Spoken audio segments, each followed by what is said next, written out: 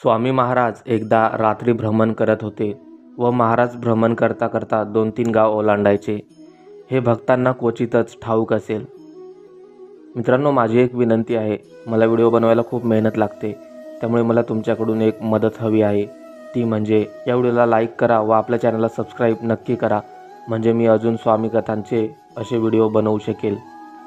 स्वामी भ्रमण करता करता येरंडे गावी आले, जिथे जोशीबुवा कीर्तन करत होते. ते कीर्तनात श्री विठ्ठल आणि भक्त पुंडलिकाची कथा सांगत होते.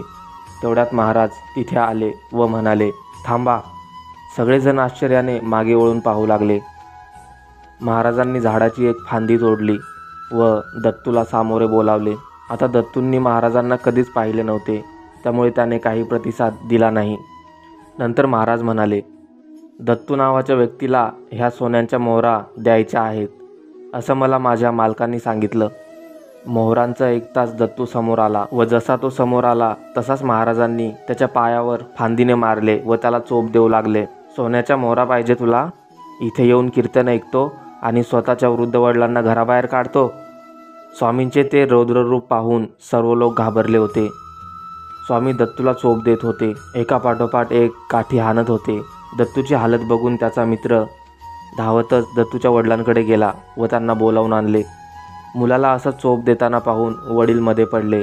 आता स्वामी थांबले व ते स्वतः प्रेमाने दत्तूला समजावू लागले. स्वामी स्वतः पुंडलिकाची कथा सांगू लागले. स्वामींची अमृतवाणी ऐकून दत्तूला आपलीच लाज वाटू लागली. त्याने स्वामींच्या पायावर डोकं ठेवलं, पण स्वामी म्हणाले, अरे आत्ताच काय सांगितलं? दत्तूला समजले स्वामींचा रोख कुणाकडे आहे ते. दत्तूने आपल्या वडिलांचे पाय पकडले व त्यांची माफी मागू लागला. सगळे लोक आनंदी झाले. जोशीबुवा स्वामींना इकडे तिकडे शोधू लागले, पण तोवर स्वामी महाराज अक्कलकोटमध्ये आले होते. श्री स्वामी समर्थ.